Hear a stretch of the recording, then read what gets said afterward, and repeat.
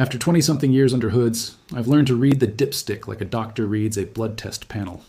The fluid that comes off that little metal stick tells me more about an engine's future than any scan tool plugged into the OBD port.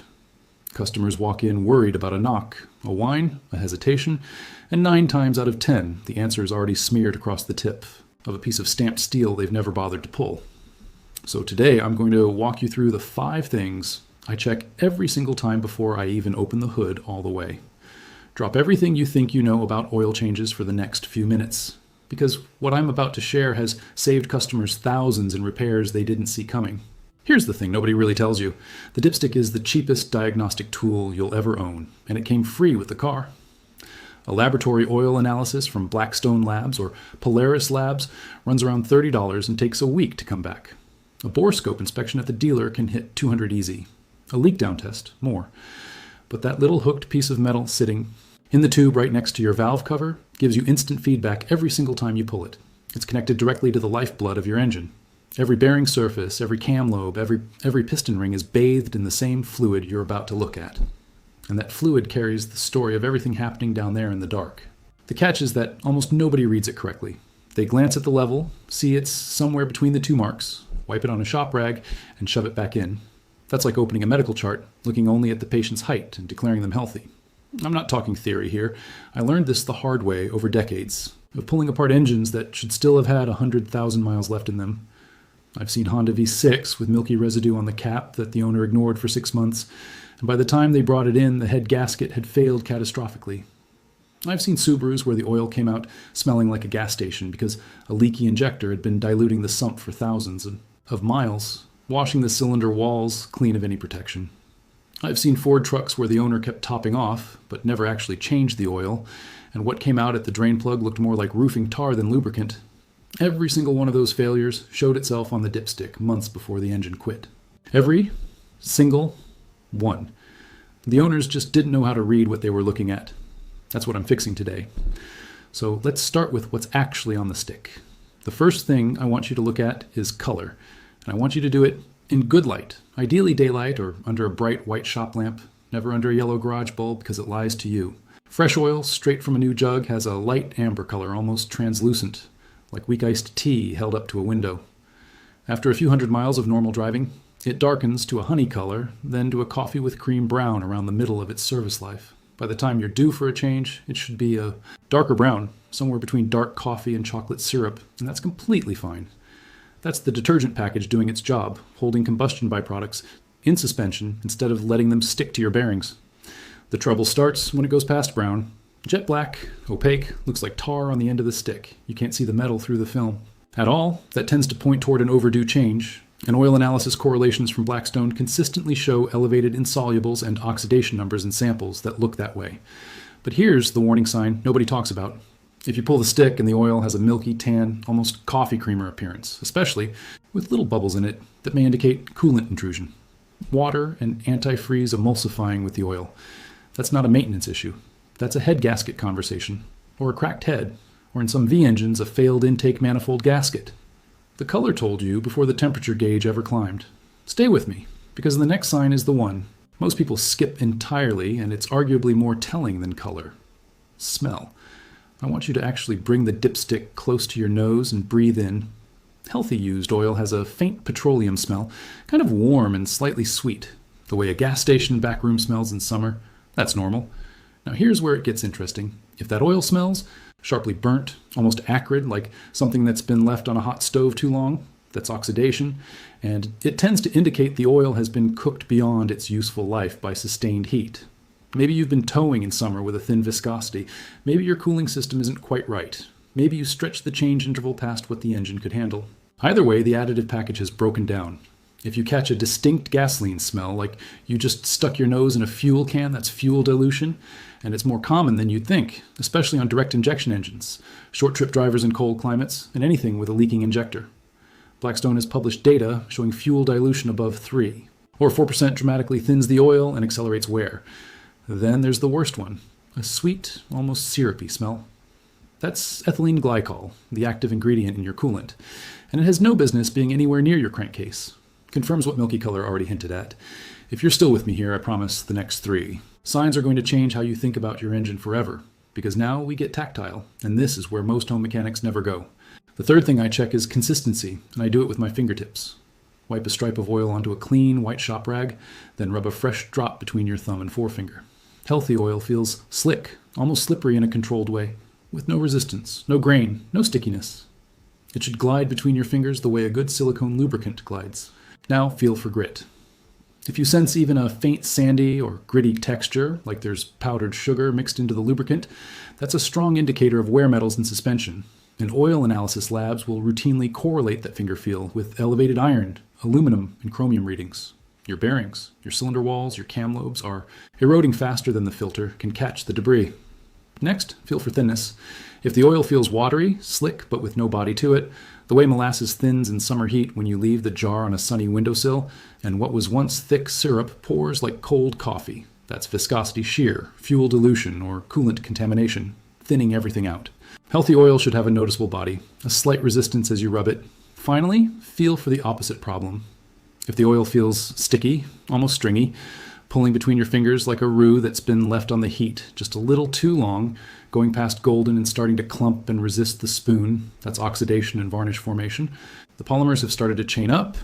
You're looking at a sump that's already begun the slow march towards sludge.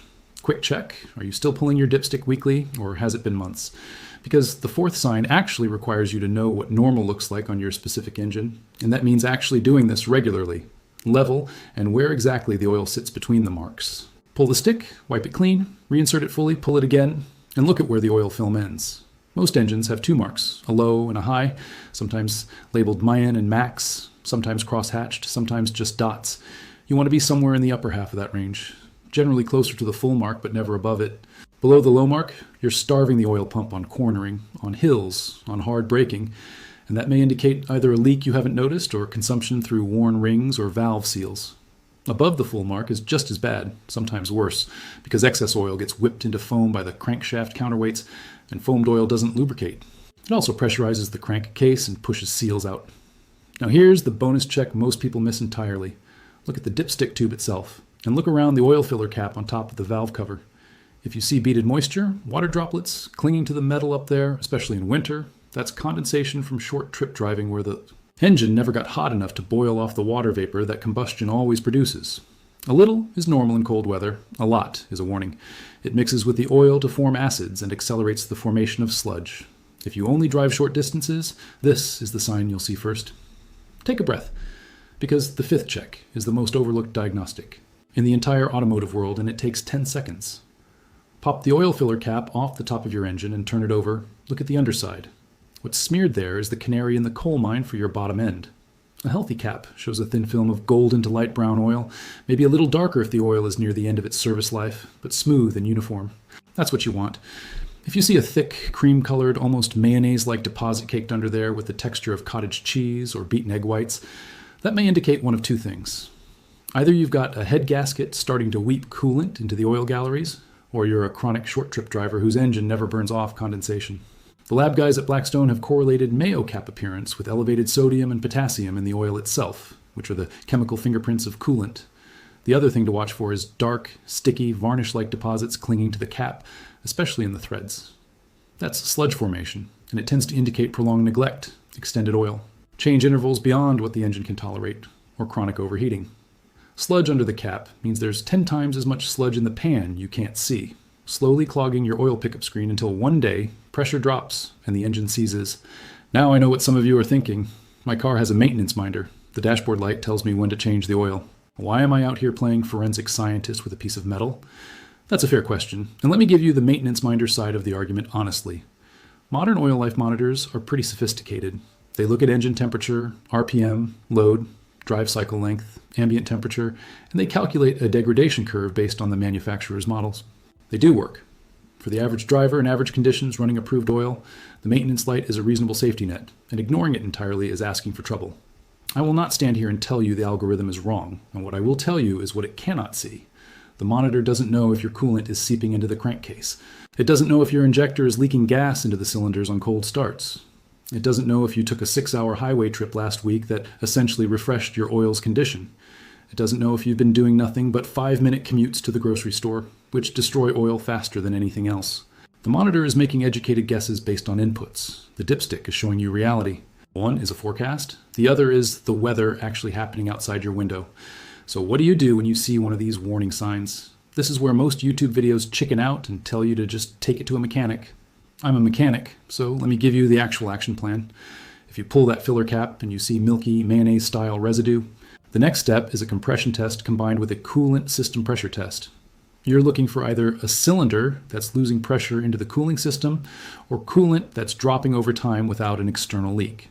If either comes back positive, that tends to point toward a head gasket or head crack situation, and that's a job that needs proper attention before the engine destroys itself. If the oil smells burnt and looks tar black well before the maintenance minder thinks it should, the answer isn't to ignore the dipstick, it's to shorten your oil change interval. Your operating conditions are harder than the algorithm assumed.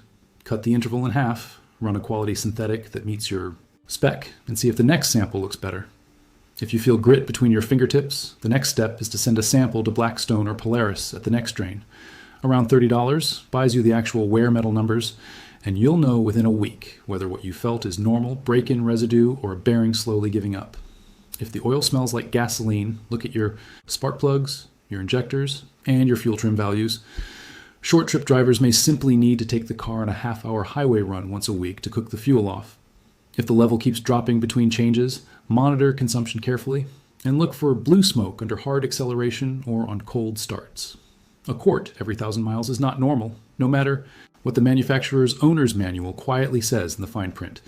The whole point of what I'm teaching you here is that an engine almost never fails without warning. It warns you. It warns you in color, in smell, in texture, in level, in what gets stuck under the filler cap. The warnings sit there in plain sight, on a tool that's been built into the car since the engine left the factory, and they wait patiently for someone to bother looking. The maintenance light is a backstop. The dipstick is the front line. Use both, but trust your eyes and your nose first, because they're connected to the engine in real time, and the algorithm is connected to a probability curve. So this weekend, before you do anything else, walk out to your car when the engine has been off for at least 10 minutes and sitting on level ground.